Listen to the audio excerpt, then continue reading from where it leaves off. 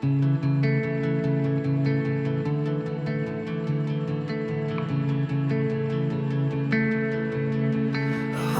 new world that we can be. And I never want to leave. So just stay here with me. You make my heart beat. Si Wigbert, isa siyang consistent boyfriend. Yung every time na may mga event like birthday, Valentine's, talagang bongga yung pagsusurprise niya sa akin. So, yun yung mas lalo ko siyang minahal. Kasi kahit na sa 10 years na yun, yung parang everyday, parang andun pa rin yung panliligaw niya sa akin. Our love is like the sun and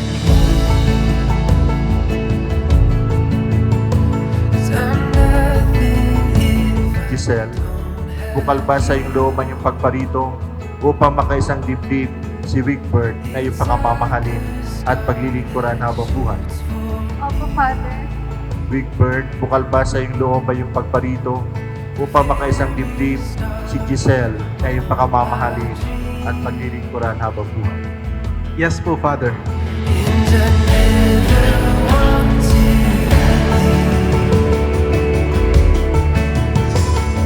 So just stay here. Yung pagmamahal niya talaga ina-express niya eh.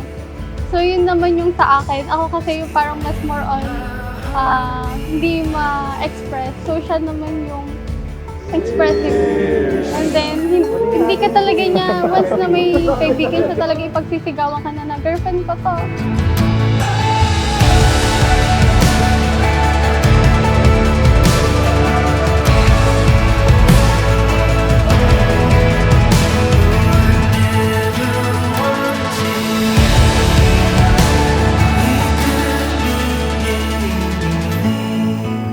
Hello, B. At asawa ko ngayon. Finally, we made it, B. After 10 years, nangyayari na sa isa sa pinapangarap natin. Ikasal sa harap ng Diyos. Habang sinusulat ko to, naalala ko paano tayo nagsimula at nagkakilala. Yung simpleng invite lang sa isang seminar, at doon na pala magbabago yung buhay ko.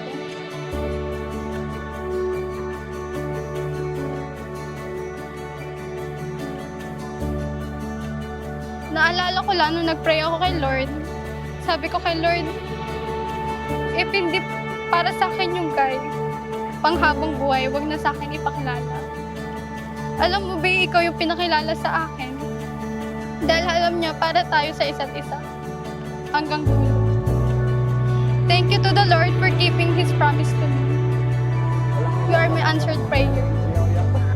Siyempre, kailangan pagdating mo kay Jesus, tuloy-tuloy ka to. Yan.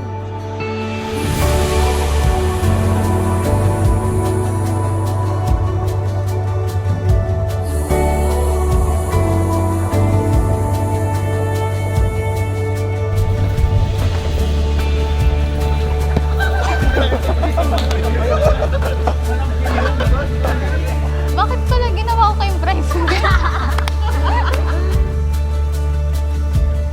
Kalo ko iPhone Pro Max, fully paid yan, ha? Nice one. Fully paid yan. Yan. Fully paid yan, men. Fully paid.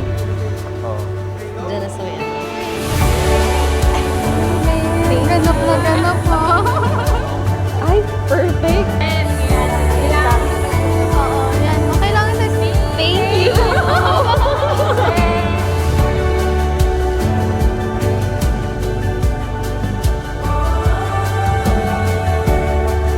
Baby, baby, oh baby, baby. Okay, to my wife, Giselle, 10 years ago, I have one promise to you. Yun ay ihaharap kita sa altar at aking papakasalan. And God is so good. Grant that wish to happen, and it's more than what I prayed for. Full package ang nakuha kong mapapangasawa dahil beautiful inside and out. Sa tagal natin na yon, napatunayan kong isang magaling na negosyante ako. Dahil tama lahat ng investment ko sa'yo, walang tapon. Sabi ko ako lagi yung magbibigay sa'yo. Thank you.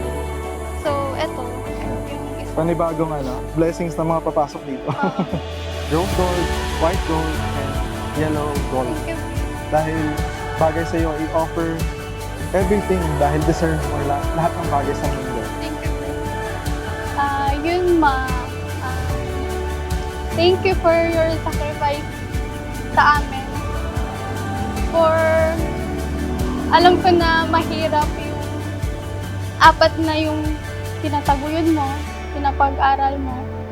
Alam ko na mahirap na maging solo parent. Pero alam mo yung pinaka-proud ka ko kasi nakaya mo. And ito kami ngayon, happy kasi nakikita namin yung bunga ng sakripisyo mo. And I love you, Ma. And alam kong excited na excited ka para sa amin ni Wigbert. Simula pa lang nung nagsa-Sunday service kami, alam mo na masaya ako. Kaya lagi mo akong pinapahintulutan na umalis. And nung dinala ko na si Giselle sa bahay natin, sobra-sobra yung pasasalamat ko sa iyo, Ma. Kasi ikaw yung hands-on, parang mas anak mo pa si Giselle kaysa sa akin dahil sa pag-aalaga mo. Hanggang sa huling hininga mo, Ma, alam ko naririnig mo tong pinag-uusapan namin. Si Giselle pa rin yung binanggit mo.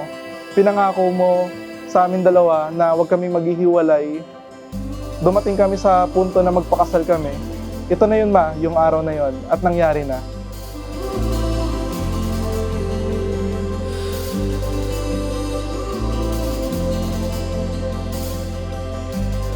Sila na dating magkahiwalay ay pag-iisahin. Pag-iisahin. Kaya isa lang kordon ang ilalagay sa kanila, sa kanilang mga ulo, at isang belo rin. Pagbibigkisin sila. Kaya sabi nga sa gospel, hindi na sila dalawa, kundi isa. On your shifting seas. Habang naggagawa ko ng vow, kasi nung last time, parang continuation for the vow. So, parang na-imagine ko na inaantay niya ako sa altar.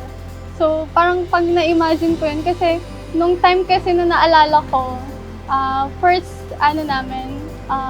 year namin in a relationship. Ayoko magpa-holding hands, ayokong so siya naman gusto niyang hawakan holding hands. So sabi niya, bakit ayaw mo mag-holding hands? Papakasalan naman kita. So doon nag-flashback na ito na nga yun, yung sinabi niya na papakasalan niya ako.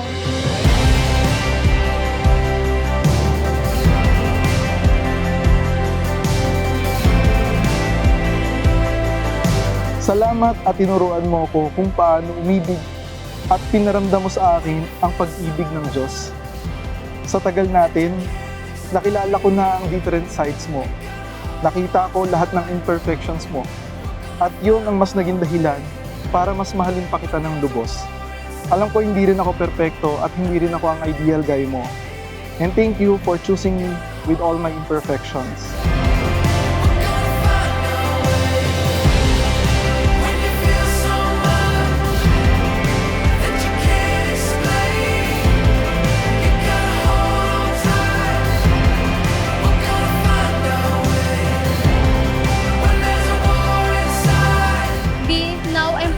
That I be your praying partner in everything. And I be your partner forever. Always remember that you're not alone because God is with us. I love you so much, B.